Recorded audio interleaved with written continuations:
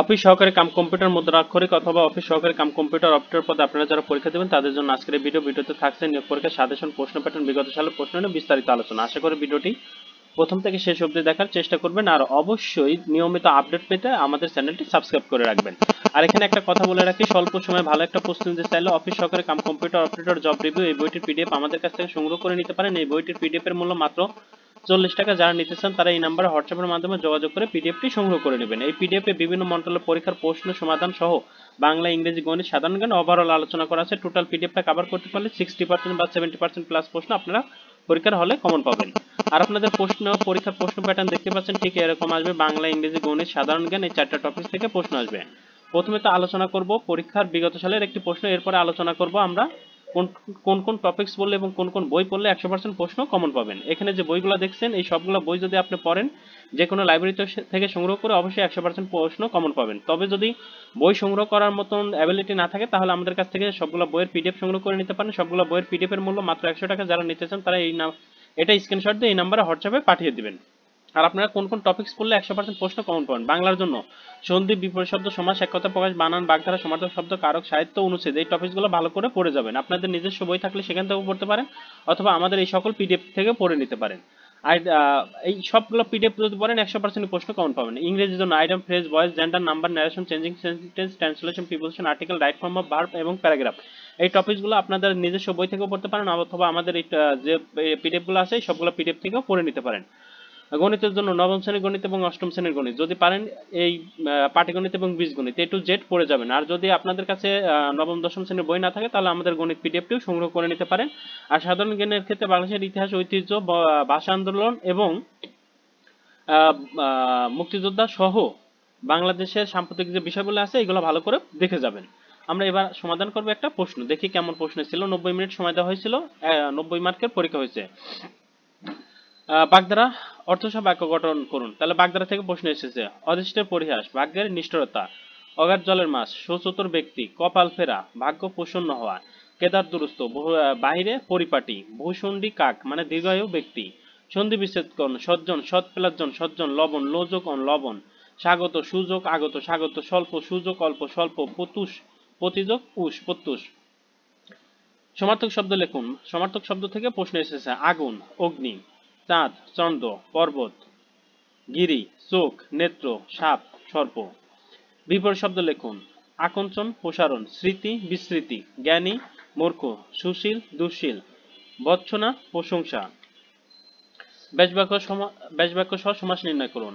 আসমুদ্র, হিমাচল, সমুদ্র থেকে হিমাচল পর্যন্ত। অব্যয়ীভাব সমাস।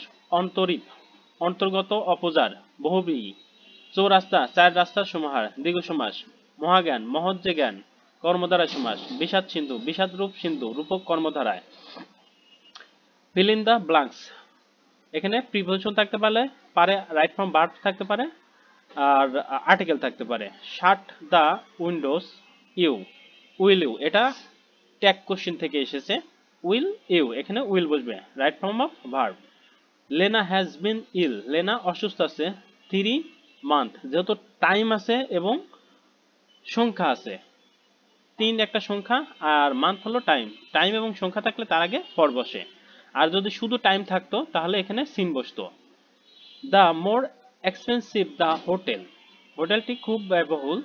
The service better than service, সার্ভিসের চাইতে মানে যে সার্ভিস দেয় তার চাইতে বেশি ব্যয়বহুল এই হোটেলটা। রার্লি, রার্লি এর পরে সবসময় এখানে কি বসবে? রার্লি 3 মান্থ, যেহেতু এই 3 মান্থ হলো সাবজেক্ট বহু বচন, এই কারণে এখানে আর বসবে। English is a language hair as English is a nation, এখানে ইংলিশ যেহেতু একটা ল্যাঙ্গুয়েজের নাম আর এই নেশন একটা জাতির নাম, জাতির নামের আগে সেক্ষেত্রে এখানে কি বসবে? ল্যাঙ্গুয়েজের আগে আর্টিকেল না বসে জাতির নামের আগে অবশ্যই আর্টিকেল কি বসবে? দি বসবে। আমরা অবশ্যই জানি যে ল্যাঙ্গুয়েজের আগে আর্টিকেল বসে না, কিন্তু ওই ল্যাঙ্গুয়েজ দ্বারা যদি কোনো জাতিকে বোঝায় তাহলে তার আগে অবশ্যই আর্টিকেল বসবে। Make the sentence with the following phrase, item phrase থেকে প্রশ্ন এসেছে। আইটেম ফ্রেজের প্রশ্ন। কো ডাউন মানে আত্মসমর্পণ করা। He was skates work against the cook. Dead beat অত্যন্ত ক্লান্ত। টু পিক দ্য হোল, দোষ খোঁজা। বন বয়েজ মানে শুভযাত্রা। Change the word following the given instruction, এই ইনস্ট্রাকশন অনুযায়ী চেঞ্জ করতে হবে। Gender changing, ডেয়ারের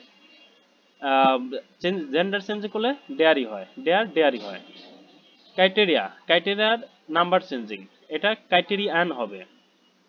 sold, make it adjective, adjective soldly. Shoot, শুটের কি পড়তে হবে? পার্টিসিপল ফর্ম, শুটের পার্টিসিপল ফর্ম হলো গা shoot, past participle form shoot.